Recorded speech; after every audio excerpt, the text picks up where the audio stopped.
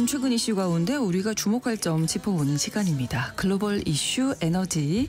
오늘도 법무법인 율촌 수석 전문위원이신 최준영 박사님과 함께하겠습니다. 어서 오십시오. 네, 안녕하세요. 자, 오늘은 또 어떤 이야기 준비하셨을까요? 네, 우리나라 같은 경우도 이제 새 정부가 출범하면서 이제 인공지능 AI에 대해서 대규모 투자를 하겠다라는 이야기가 나오고 있습니다. 네. 이것과 관련해서 트럼프 대통령의 중동 방문 이야기 그리고 에너지 이렇게 묶어서 한번 이야기를 해보겠습니다. 네, 트럼프 대통령 취임 이후 첫 번째 방문지가 중동이었어요. 예, 맞습니다. 예. 보통 이제 미국 대통령은 취임한 이후에 첫 번째 방문지는 보통 인접한 캐나다 또는 그렇죠. 이제 멕시코입니다. 뭐 가까운 나라부터 먼저 챙기고 인사하고 그러면서 이제 준비를 하는 건데 트럼프 대통령은 좀 다르시죠. 그래서 첫 번째 방문지로 사우디아라비아, 카타르, 그다음에 아랍에미레이트 이렇게 3개국을 선택을 했습니다. 네. 그런데 이제 트럼프 대통령은 첫 번째 임기 때도 사우디아라비아를 첫 번째 방문지로 선택했던 그런 경험이 있습니다. 그랬다면서요. 개인적으로 사우디아라비아 좋아하는 것 같습니다. 그런 것 같아요. 네. 그러니까 일단 기본적으로 사우디아라비아는 이제 미국이 무엇을 원하는지에 대해서 되게 민감하고 또 그것을 잘 맞춰주려고 노력하는 이제 그런 나라입니다. 물론 그렇다고 그래서 다 내주지는 또 않는 그런 나라죠. 네. 트럼프 대통령은 잘 아시는 것처럼 이제 거래, 뭐 딜을 좋아하는 이제 그런 대통령이다 보니까 사우디아라비아와는 여러 가지 딜을 이제 할 수 있어서 특히 선호하는 것 같습니다. 네, 이번에도 뭐 많은 딜 거래가 이루어졌고요. 네, 그래서 얼마나 많은 딜이 이루어졌나, 거래가 이루어졌나를 보려고 백악관 홈페이지를 한번 딱 가봤더니 수조 달러의 거대한 거래를 성사시키고 돌아왔다. 거의 뭐 개선 장군처럼 이제 자기를 표현했어요. 네.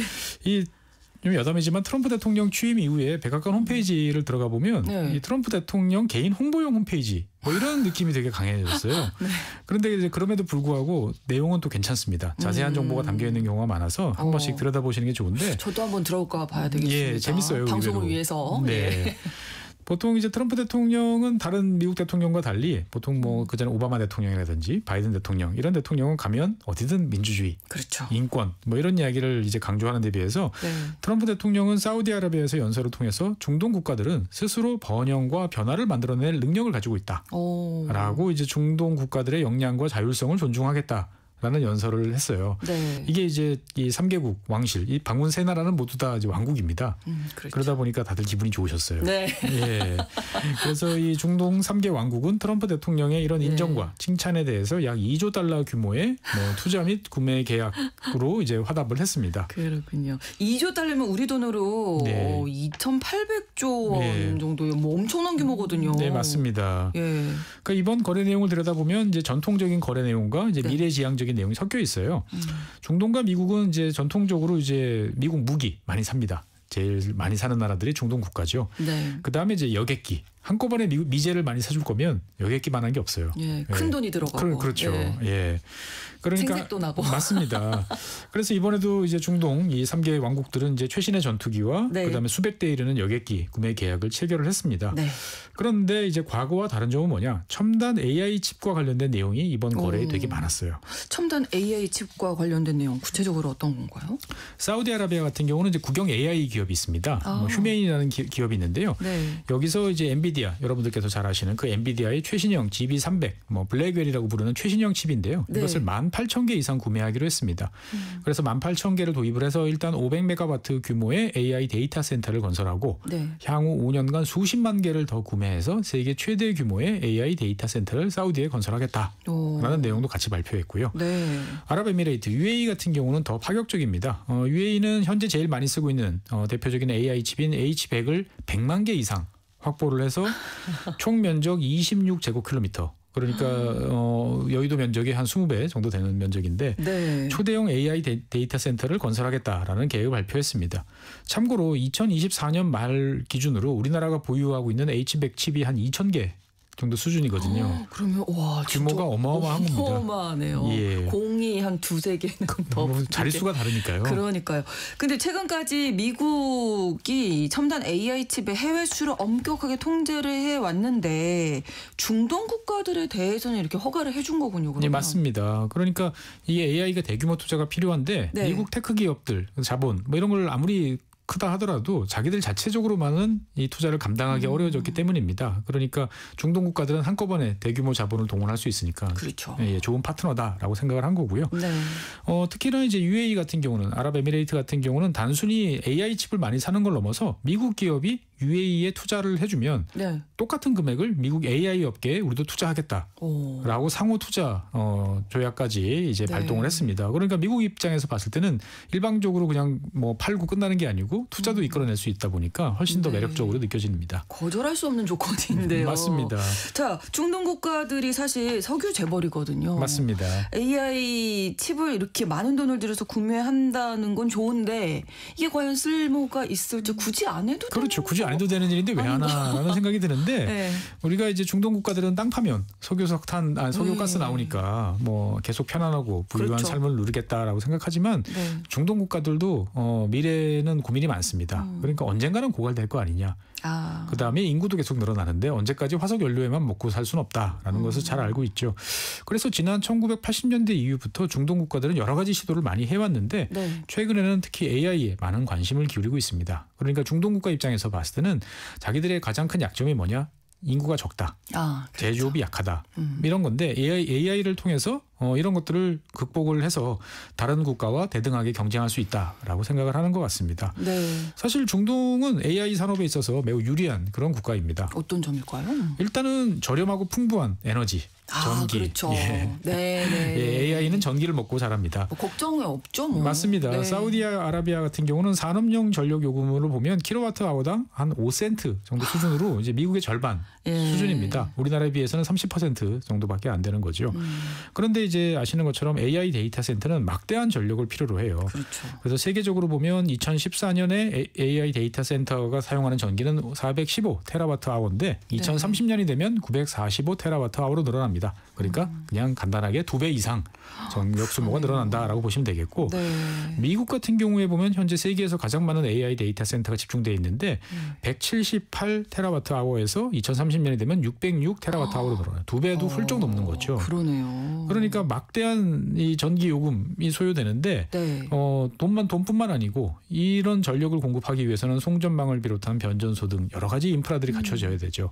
그러니까 미국만 해도 2030년까지 이 페이스로 가면 한 7,200억 달러 이상 투입이 돼야 된다라고 하는데 그렇군요. 문제는 시간이에요. 이게 돈은 어떻게든 장만한다 하더라도 인허가 받고 공사하고 하는데 10년 이상 시간이 걸리는 거죠. 그러니까 중국이 막 쫓아오고 있는 미국 입장에서 봤을 때는 10년 동안 기다릴 여유가 없습니다. 네, 마음이 지금 급해지는데 그래서 이제 중동을 선택했군요. 맞습니다. 네. 그래서 미국 AI 업체 입장에서 봤을 때는 중동에 이제 AI 센터를 설치하면 일단 비용도 확 줄어들게 되고요. 그렇죠. 중동은 전기 요금도 저렴할 뿐만 아니고 땅값도 저렴합니다. 네. 예, 사막에다 지으면 되니까요. 네, 네. 예. 그리고 이제 아까 말씀드렸던 세 나라는 모두 다 왕정 국가입니다. 그러니까 왕께서 결정하시면 일사천리로 모든 절차가 원스톱으로 끝납니다. 그렇죠. 예, 여기에 더해서 지리적 입지도 좋아요. 세계 최대 소비시장 가까운 이제 소비시장인 유럽과 이제 가까운 곳에 있죠. 그렇죠. 그러니까 중동에 AI 데이터 센터가 생기면 유럽 쪽에서의 막대한 수요도 손쉽게 확보할 수 있다라는 계산을 하고 있는 거죠. 네, 그럼 여기에서 일반 데이터 센터와 AI 데이터 센터 어떤 점이 다른지 좀 알아볼까요? 네, 일단 우리가 사용하는 일반적인 컴퓨터 안에는 CPU라는 칩이 이제 있습니다. 그래서 일반 우리가 쓰는 컴퓨터는 CPU가 핵심인데 이 CPU는 빠른 속도로 데이터를 순차적으로 처리해요. 하나씩. 이게 이제 특징입니다. 그런데 AI는 GPU를 사용하는데 원래 이 GPU는 이제 그 앞에 G자가 그래픽이에요. 그래픽 카드용으로 개발됐는데 속도는 CPU에 비해서 좀 느립니다. 그런데 병렬적으로 한꺼번에 동시다발적으로 여러 가지 일을 처리하는데 특화된 이런 이제 존재입니다. 그러다 보니까 이제 현재 AI는 대부분 GPU를 기반으로 개발이 돼 있어요. 그런데 문제는 이 GPU가 CPU에 비해서 뭐 최소 5배, 많게는 10배 많은 전력을 필요로 한다는 점입니다. 그냥 언제 생각했었던 기존 데이터 센터, 일반 데이터 센터에 이제 AI 서버를 집어넣으면 되는 거 아니냐. 그렇죠. 근데 이게 어렵다는 이게 쉽지 않아요. 거죠. 그게 왜 그러냐면은 기존 데이터 센터에 가보시면 이제 렉이라고 그래가지고 여러 대의 서버를 이제 층층이 쌓아 올리는 그런 구조물들이 설치되어 있는데 보통 하나의 렉에는 8대 정도의 서버를 집어넣습니다. 그런데 이제 이 CPU로 만들어진 서버예요. 그러니까 여기 렉 하나에 8대 정도 집어넣어서 돌릴 수 있도록 되어 있는데 AI 서버는 이거보다 훨씬 많은 전력을 필요로 하기 때문에 이곳에 GPU 서버를 집어넣으면 렉 하나에 2대 내지 3대밖에 안 들어가요.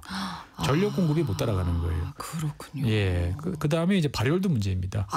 그렇죠. 전기를 이렇게 많이 쓰니까 그렇죠. 열이 나겠죠. 그러니까 현재 주력 AI 칩, UAE에서 많이 사간다고 하는 H100 같은 경우는 이제 공기, 에어컨으로 어떻게 잘 해보면 그 냉각이 됩니다. 네. 그런데 새로 등장하는 사우디에서 사가는 GB300 블랙웰 같은 칩은 처음서부터 이 공냉식으로는 공기를 이용해서는 불가능해요.